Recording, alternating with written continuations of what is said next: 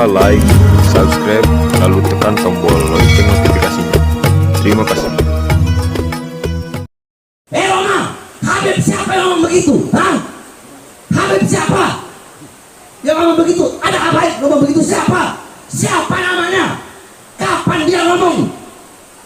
Jadi jangan jaga kau punya mulut, Roma. Jangan kalau kamu benci Habib, jangan terus kamu mainan fitnah Habib. Kalau memang ada Habib yang ngomong begitu, saya yang bantai dia di depan Roma Irama, saudara. Makanya Roma Irama jangan asal fitnah, jaga kau punya. Assalamualaikum warahmatullahi wabarakatuh.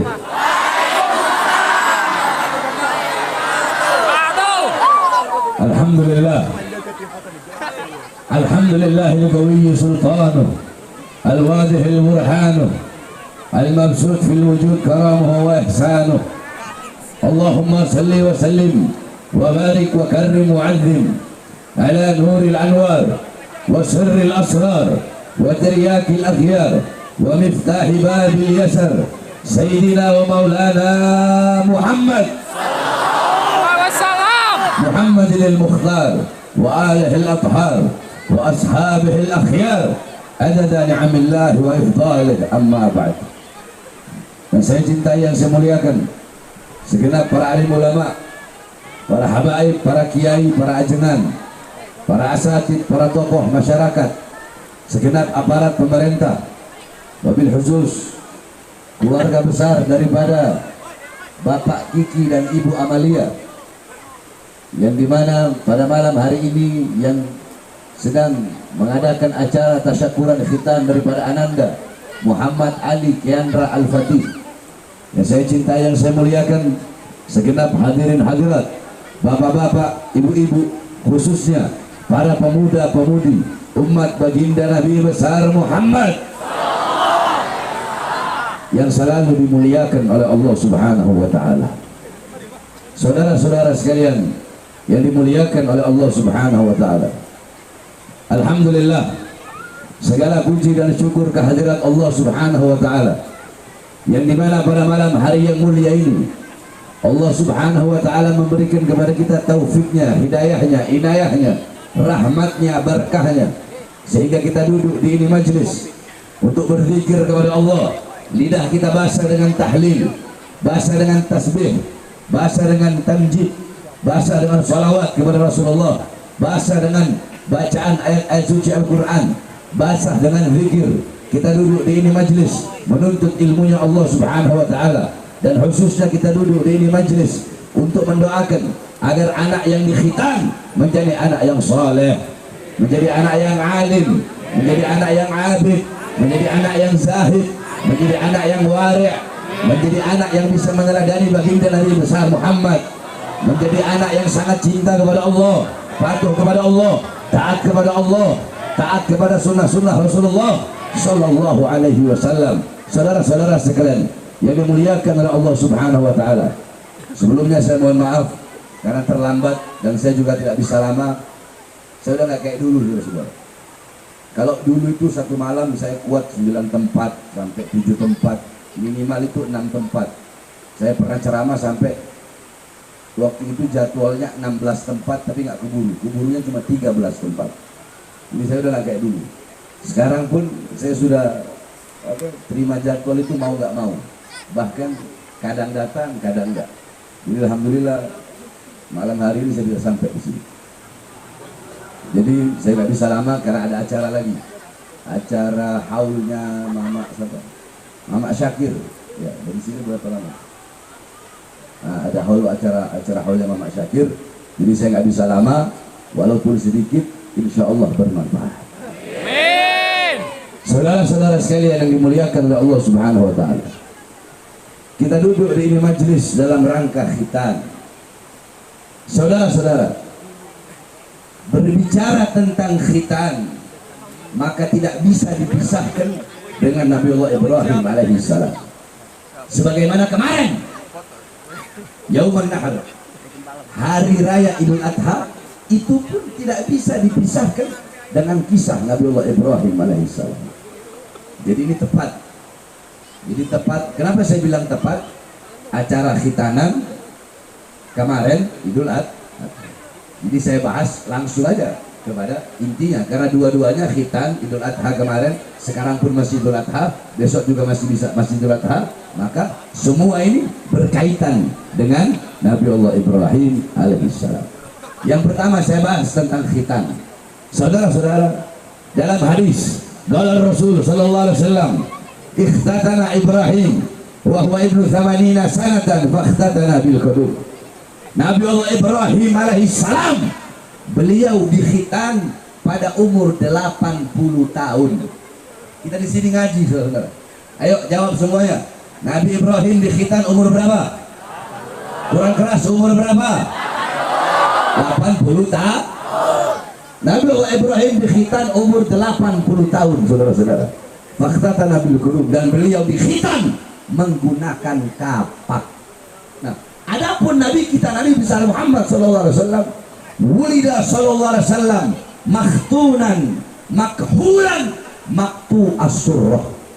Nabi kita Muhammad, beliau lahir dalam keadaan sudah dikhitan, dalam keadaan bercelak, dan dalam keadaan tali pusarnya sudah putus. Coba ulangi. Nabi Muhammad lahir dalam keadaan pertama dikhitan, kedua dalam keadaan naon bahasa Sunda ya, sifat ya. Nabi Muhammad lahir, beliau udah matanya udah bercelak, beliau lahir tali pusarnya terputus, lahir dalam keadaan bersujud, lahir dalam keadaan bersujud. Saudara-saudara, keadaan seorang hamba paling dekat dengan Allah ketika sedang sholat. Nah, di dalam sholat, keadaan seorang hamba yang paling dekat dengan Allah ketika sujud. Nabi Muhammad lahir sudah dalam keadaan paling dekat dengan Allah Subhanahu wa ta'ala. Jadi Nabi Ibrahim dikhitan umur 80 tahun. Nabi Muhammad dikhitan, beliau lahir sudah dalam keadaan dikhitan. Nah, adapun isyarat khitan, isyarat kurban itu sudah ada dari zaman Nabi Allah Adam alaihissalam. Ketika Nabi Allah Adam alaihissalam, Allah keluarkan dari sorga, Allah turunkan ke bumi. Selama ratusan tahun Nabi Allah Adam bertaubat, saudara-saudara. Akhirnya Nabi Allah Adam, beliau nazar. Apa nazarnya Nabi Adam? Ya Allah, jikalau engkau menerima taubatku, maka aku akan mengorbankan sebagian anggota tubuhku, aku korbankan untukmu ya Allah. Allah terima taubat beliau ketika beliau berada di kota Mekah. Di kota Mekah Allah terima taubat beliau. Ketika Allah terima taubatnya, Allah berkata, wahai Adam, laksanakan nazarmu. Apa itu?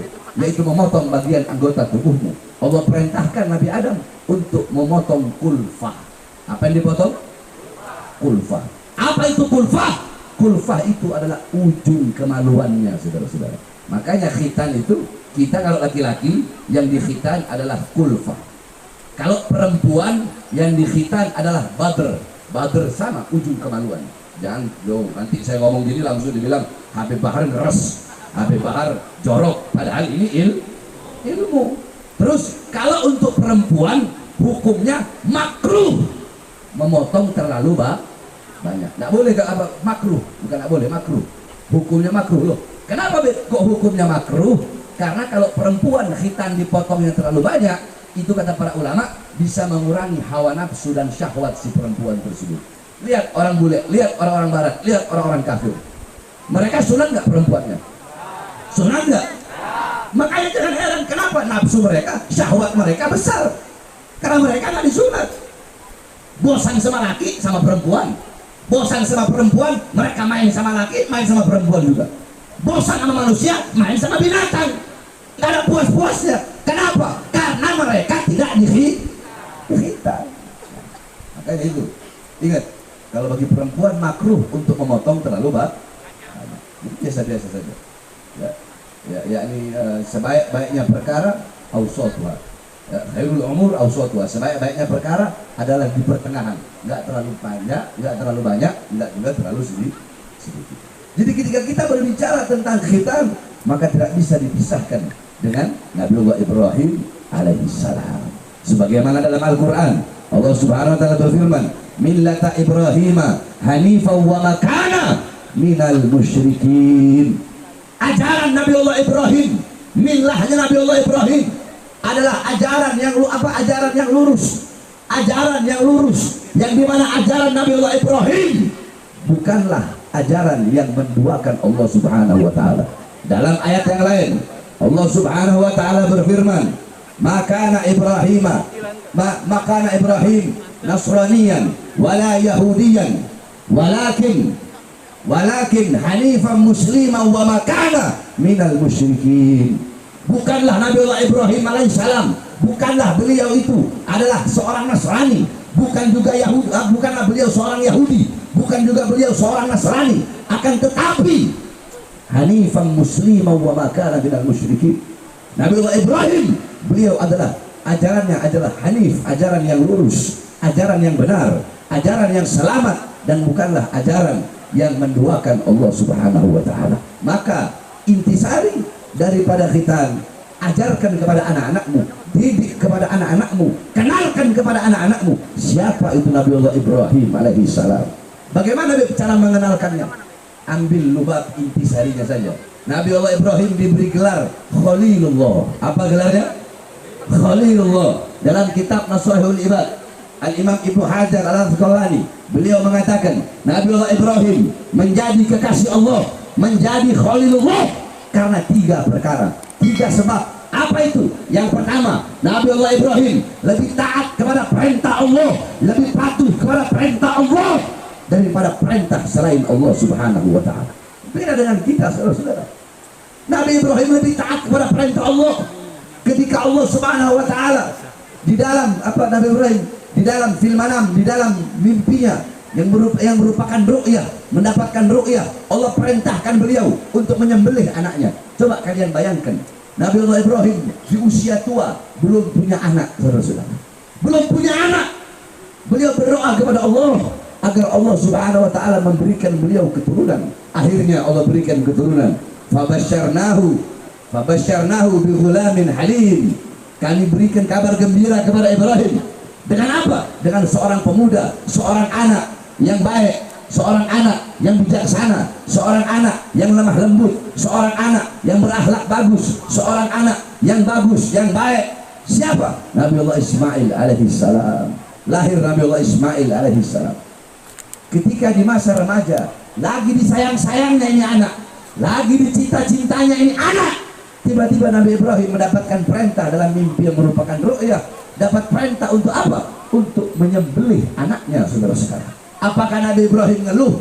Apakah Nabi Ibrahim bilang, ya Allah, kenapa kau perintahkan saya untuk menyembelih anak saya, sedangkan setelah sekian lama saya nggak punya anak? Apakah Nabi Ibrahim ada ngomong begitu? Tidak, saudara-saudara. Nabi Ibrahim nggak pakai A, nggak pakai B, nggak pakai C, nggak pakai D. Langsung Nabi Ibrahim datang kepada anaknya Nabi Allah Ismail dan berkata, wahai anakku, sesungguhnya aku mendapatkan perintah dari Tuhanku dan Tuhanmu, yaitu Allah, yaitu perintahnya adalah menyembelihmu. Seorang ayah yang taat kepada Allah. Lantas apa jawaban seorang anak yang patuh dan taat kepada Allah? Apakah Nabi Ismail berkata, wahai ayah, kenapa kau menyembelihku? Aku anakmu. Apakah kau tega menyembelihku? Apakah itu jawaban dari Ismail? Tidak, saudara-saudara. Seorang anak yang patuh, seorang anak yang taat kepada Allah. Apa jawaban beliau? Wahai ayahku, jikalau itu adalah perintah Allah, maka lakukan, maka laksanakan. Jangan ada keraguan di dalam hatimu untuk melaksanakan perintah dari Allah Subhanahu wa taala. Dibawa Nabi Allah Ismail alaihissalam ke tempat penyembelihan, ke tempat pengorbanan, saudara-saudara. Sebelum Nabi Allah Ismail disembelih, Nabi Allah Ismail memohon kepada ayahnya, meminta 3 permohonan. Apa 3 permohonan itu? Yang pertama, Nabi Ismail berkata, wahai ayahku, tolong asah pisaumu sehingga pisau tersebut menjadi tajam agar aku tidak terlalu merasakan sakit ketika engkau menyembelihku. Yang kedua, wahai ayahku, tolong tutup mataku dan jangan engkau melihat wajahku. Palingkan wajahmu dari wajahku. Kenapa? Karena khawatir kalau nanti engkau membuka mataku, aku melihatmu dan engkau melihatku, akan timbul rasa kasihan dan rasa iba di hatimu sehingga engkau tidak jadi menyembelihku. Yang ketiga, wahai ayahku, tolong lepas pakaianku Jangan sampai nanti pakaianku terkena darah, kemudian ibu melihat dan nanti ibu menjadi sedih melihat darah. Lihat bagaimana ketaatan seorang anak dan seorang ayah kepada Allah Subhanahu wa taala. Akhirnya ketika pisau itu ditaruh di leher Nabi Ismail alaihissalam, ketika akan disembelih tanpa ada keraguan, dengan keyakinan yang kokoh, keteguhan hati yang kuat, ketika akan disembelih, Allah ganti Nabi Allah Ismail dengan seekor domba yang berasal dari sorga, saudara-saudara. Allah Subhanahu wa taala ingin melihat seperti apa ketaatan kekasihnya. Ternyata Nabi Allah Ibrahim dengan penuh keteguhan, kekokohan, beliau nggak peduli dengan apapun. Kalau sudah perintah Allah, beliau laksanakan, bahkan mengorbankan dan menyembelih anaknya. Allah ganti dengan seekor domba yang berasal dari surga. Makanya Al-Imam Ali bin Abi Thalib ketika beliau ditanya, ya Imam, coba sebutkan siapa saja makhluk-makhluk yang nggak punya ayah dan nggak punya ibu. Imam Ali menjelaskan makhluk-makhluk yang tidak punya ayah dan tidak punya ibu. Yang pertama, Nabi Allah Adam alaihissalam, nggak punya ayah, nggak punya ibu. Yang kedua, tongkatnya Nabi Musa, yaitu ketika dilemparkan, tongkat itu menjadi ular, nggak punya bapak, nggak punya ibu. Yang ketiga, ontanya Nabi Allah Saleh alaihissalam yang keluar dari batu, nggak ada bapak, nggak ada ibu. Yang keempat, tanah liat yang ketika itu ditiup oleh Nabi Allah Isa kemudian menjadi burung, nggak ada ayah, nggak ada ibu. Yang kelima, Nabi Allah Ismail yang digantikan dengan domba yang berasal dari sorga, nggak ada ayah dan nggak ada ibu. Oleh karenanya saudara-saudara sekalian, itu yang pertama. Nabi Allah Ibrahim lebih taat kepada perintah Allah daripada perintah selain Allah. Beda dengan kita, saudara-saudara. Kita lebih taat kepada perintah makhluk, kita lebih taat kepada perintah manusia. Kalian yang bekerja lebih taat dengan perintah bos kalian, dengan lebih taat kepada perintah majikan kalian. Di masjid-masjid, di musola-musola terdengar panggilan sholat, panggilan Allah, tetapi kalian abaikan panggilan Allah dan lebih memilih panggilan-panggilan manusia, lebih memilih panggilan dagangan kalian, pekerjaan kalian, harta kalian, rupiah kalian, pangkat kalian, jabatan kalian. Kalian lebih mementingkan perut kalian daripada panggilan Allah Subhanahu wa taala. Kalian lebih memilih panggilan perut, panggilan dunia daripada panggilan Allah yang menciptakan kalian. Orang-orang yang meninggalkan Allah karena dunia, orang-orang yang meninggalkan Allah karena perut, maka kedudukan itu orang sama dengan sesuatu yang keluar dari perutnya, saudara-saudara. Itu yang pertama. Nabi Ibrahim jadi kekasih Allah karena apa? Karena apa? Lebih taat kepada perintah Allah daripada perintah selain Allah. Paham? Ini kita ngaji ini. Paham? Paham nggak? Nah terus yang kedua apa? Yang kedua, Nabi Allah Ibrahim alaihissalam tidak pernah risau, tidak pernah gelisah. Dengan apa? Dengan sesuatu yang telah dijamin oleh Allah. Nabi Ibrahim nggak kayak kita. Kalau kita kan masih mikir, besok mau makan apa ya? Yang bujang-bujang nih, aduh, jadi bujang nggak nikah-nikah ini banyak. Saya tanya, itu kenapa nggak nikah? Aduh, Bib, nanti kalau saya nikah gimana, Bib? Anak orang saya mau kasih makan begini-begini. Goblok, lu justru nikah pintu rezeki lu kebuka, goblok. Orang sekarang begitu ya, nggak mau nikah karena khawatir, takut. Padahal udah dijamin oleh Allah Subhanahu wa taala. Saudara-saudara, kalian kita nih, orang zaman sekarang, kita lebih bersungguh-sungguh mencari sesuatu yang telah dijamin oleh Allah daripada sesuatu yang belum dijamin oleh Allah. Saya tanya, rizki dijamin nggak sama Allah? Jawab yang keras, dijamin nggak? Dijamin nggak?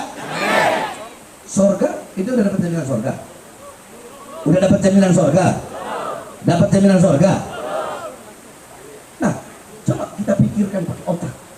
Kenapa kita lebih bersungguh-sungguh mencari sesuatu yang sudah dijamin daripada sesuatu yang belum bisa dijamin? Ibarat kata ini pulpen nih, pulpen. Ini pulpen ada di luar begini. Ini siwak ada di kantong. Yang kalian cari yang mana? Yang belum dikantongin atau yang di luar? Yang udah dikantongin atau yang belum dikantongin? Yang belum dikantong, yang belum dikantongin yang dicari, bukan yang udah dikantongin, betul? Nah kalau kalian kan enggak, kalian dari bersungguh-sungguh dalam urusan dunia, harta, nyari uang, pagi, siang, sore, malam, sehingga kalian meninggalkan Allah, mengabaikan panggilan Allah, lebih bersungguh-sungguh mencari sesuatu yang telah dijamin daripada sesuatu yang belum dijamin, yaitu surga, saudara-saudara. Saudara-saudara, kita semua sudah dijamin rezekinya oleh Allah Subhanahu wa taala. Maka jangan kalian risau, hilangkan kerisauan dalam hati kalian akan sesuatu yang telah dijamin, tapi pikirkan sesuatu yang belum dijamin. Apa itu? Surga. Takutlah kepada Allah. Saudara-saudara, kalian, saya, terus Asep, Jalil, sama Edo. Saya berempat mancing di laut. Perahunya sama, jorangnya sama, kailnya sama, umpannya sama, lautnya sama. Dapat ikannya sama nggak? Saya dapat 5, Jalil dapat 3, Asep dapat 2, Edo dapat 1. Padahal semuanya sama. Bener gak? Itulah rezeki. Kalau Allah sudah bilang rezeki kamu hari ini 1 juta, walaupun hari itu engkau nggak keluar rumah, maka rezeki yang kau dapat 1 juta. Hari ini rezekimu 10.000, walaupun dari pagi sampai pagi kamu cari uang, tetap yang kamu dapat 10.000. Bukan berarti nggak kerja, bukan, tetap ikhtiar.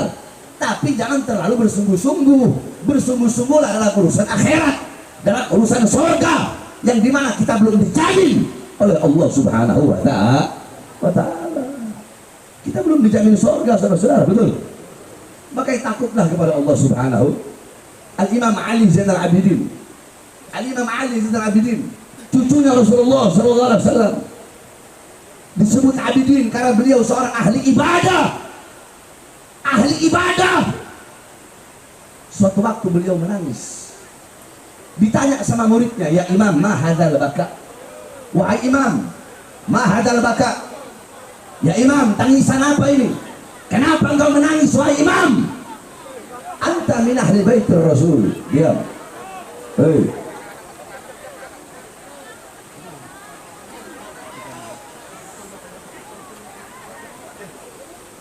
Al-Imam Ali Zainal Abidin suatu waktu beliau menangis.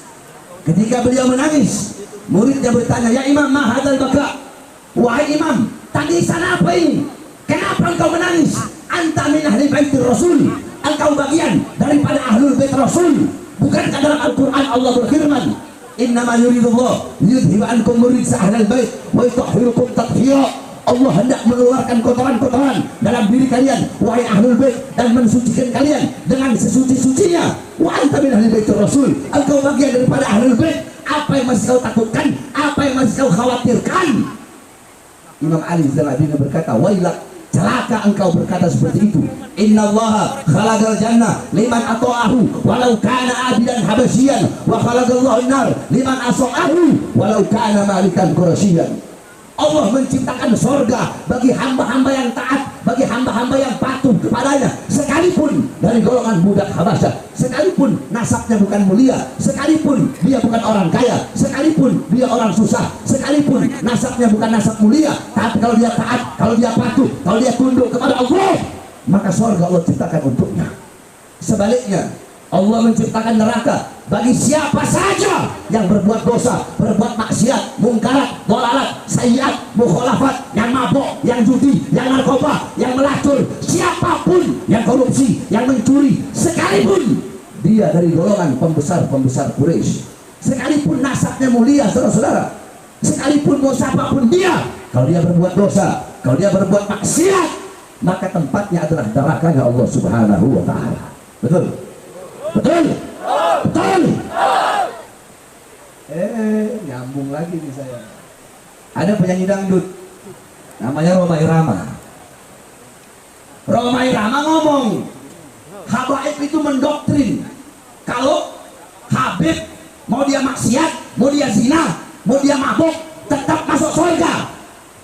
Saya bilang, saya tanya sekarang ini, Rhoma, Habib siapa yang ngomong begitu? Hah? Habib siapa yang ngomong begitu? Ada Habib ngomong begitu? Siapa? Siapa namanya? Kapan dia ngomong? Jadi jangan jaga kau punya mulut, Rhoma Irama. Jangan kalau kamu benci Habaib, jangan terus kamu main fitnah Habaib. Barusan saya ngomong apa barusan? Barusan saya ngomong apa? Siapapun kalau berbuat dosa, berbuat maksiat, tempatnya neraka. Nggak peduli walaupun nasabnya mulia. Nah, Roma Irama mau bikin, dia bikin fitnah. Apa fitnahnya? Doktrin Ba'alawi, doktrin Habaib. Kalau ada Habib mabok, berbuat dosa, judi, itu masuk surga. Makanya saya tanya, siapa Habibnya? Hah? Di mana? Kapan dia ngomong? Kalau memang ada Habib yang ngomong begitu, saya yang bantai dia di depan Roma Irama, saudara. Makanya Roma Irama jangan asal fitnah. Jaga kau punya mulut, jaga kau punya batuk. Kami para habaib, kami para Ba'alawi tidak pernah diajarkan seperti itu, saudara. Walaupun nasab kami mulia, walaupun kami anak cucu Nabi, tapi kalau berbuat dosa, kalau berbuat maksiat, tetap tempatnya neraka. Awas, jangan. Udah tua kau tanah pakai main fitnah lagi. Betul? Betul? Nah, kan jadi nyambung ke situ saya. Orang nggak mau bahas itu jadi nyambung jadinya. Betul? Betul? Orang kan heran jadi pada begal nasab semua. Akhirnya jadi keturunan Rasulullah katanya udah Roma Irama. Nantangin, giliran didatengin kabur, giliran didatengin banyak alasan. Oh, Habib Bahar datangnya bawa pasukan dari mana? Saya datang berdua sama Jalil. Saya nyampe di Kresek, kandangnya Imad. Yang rame itu bukan orang saya. Warga situ keluar semua ngeliat Habib Bahar, pada datang semua, pada foto, pada cium tangan. Kok bilang Habib Bahar bawa pasukan? Gak ada kita orang bawa pasukan. Kau yang bencong.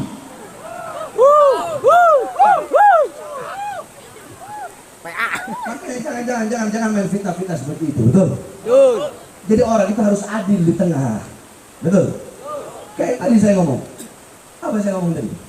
Kata Imam Ali lebih dulu, siapapun berbuat dosa, berbuat maksiat, tempatnya adalah neraka. Tempatnya neraka.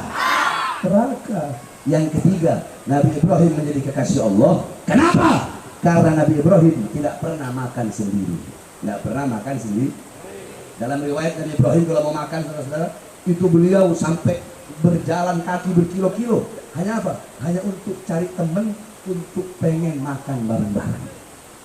Makanya di pesantren-pesantren, kenapa kalau kita makan pakai nampan, ya kan? Pakai daun pisang. Karena barokahnya ada di situ. Di situ terletak keberkahan, dan itu merupakan milahnya, ajarannya Nabi Allah Ibrahim. Sampai di sini paham? Paham? Saya tanya coba. Jadi Nabi Ibrahim menjadi kekasih Allah karena berapa perkara? Kurang keras, berapa perkara? Yang pertama, ikuti saya. Yang pertama, Nabi Allah Ibrahim lebih memilih, lebih taat kepada perintah Allah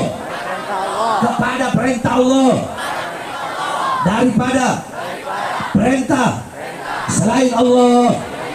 Yang kedua, Nabi Allah Ibrahim tidak pernah risau, tidak pernah gelisah dengan sesuatu yang telah dijamin oleh Allah. Yang ketiga, Nabi Ibrahim tidak pernah makan sendiri. Karena tiga hal itu Nabi Ibrahim menjadi Khalilullah, kekasih Allah. Paham? Terakhir, sebelum saya tutup, saudara-saudara sekalian yang dimuliakan oleh Allah, pemilu telah selesai, betul? Maka sekarang saatnya kita bersatu, betul? Bersatu. Mau pemilih pendukung 01, 02, 03, semua kita harus bersatu. Tidak boleh lagi saling menghina, saling mencaci, saling memaki, betul? Sekarang saatnya kita bersatu. Terus Habib Bahar gimana? Bahar bin Smith, saudara, gak ada urusan. Saya kemarin golput, walaupun saya menyerukan pilih Anies, saya golput, dan Bahar bin Smith akan tetap oposisi sampai mati. Bahar bin Smith akan berada di pihak rakyat dan akan selalu membela rakyat dari kesewenang-wenangan pejabat sampai titik darah. Allahu Akbar. Kayak kemarin Prabowo mewakili Indonesia di Amman, Yordan, yang dimana Prabowo membela Palestina, apa namanya, dia bela Palestina, dia mengatakan bahwasanya Indonesia siap menampung masyarakat yang ada di Gaza yang sakit, kita sembuhkan di sini, kalau udah pulih baru kita kembalikan. Nah, kebijakan seperti ini dukung nggak? Dukung nggak? Bagus nggak? Bagus. Nah, walaupun oposisi, tapi kalau ada kebijakan yang bagus, saya bilang bagus. Itu namanya di tengah, betul? Betul. Tapi kalau nanti ada kebijakan yang menyengsarakan rakyat, ada kebijakan yang merugikan rakyat, ada kebijakan yang menguntungkan pihak-pihak asing, rakyat susah, rakyat kelaparan, rakyat menderita, rakyat pengangguran, asing yang mereka makmur, mereka jaya, maka Bahar bin Smith akan melawan sampai titik darah penghabisan. Jadi kalau kebijakan yang kayak kemarin, Prabowo mewakili Indonesia, dia melaknat Israel, kemudian dia membela Palestina mati-matian, itu wajib kita dukung, betul? Pokoknya kalau ada kebijakan-kebijakan yang memihak kepada rakyat, maka wajib didukung. Kalau ada kebijakan-kebijakan yang tidak memihak rakyat, malah menguntungkan asing, maka wajib wajib. Maka saya tanya semua masyarakat di sini, siap lawan kezaliman? Siap lawan kezaliman? Siap hancurkan kezaliman? Siap lawan kemungkaran? Siap lawan kezaliman? Siap lawan kemaksiatan? Siap lawan pengkhianat bangsa? Siap lawan para koruptor? Allahu Akbar! Allahu Akbar! Hidup rakyat! Hidup rakyat! Hidup rakyat! Indonesia merdeka! Merdeka! Merdeka! Allahu Akbar! Ini sudah dapat saya sampaikan, membuka jalan, kurang lebihnya mohon maaf. Wassalamualaikum warahmatullahi wabarakatuh. Salatullah salam ala Taha Rasulillah.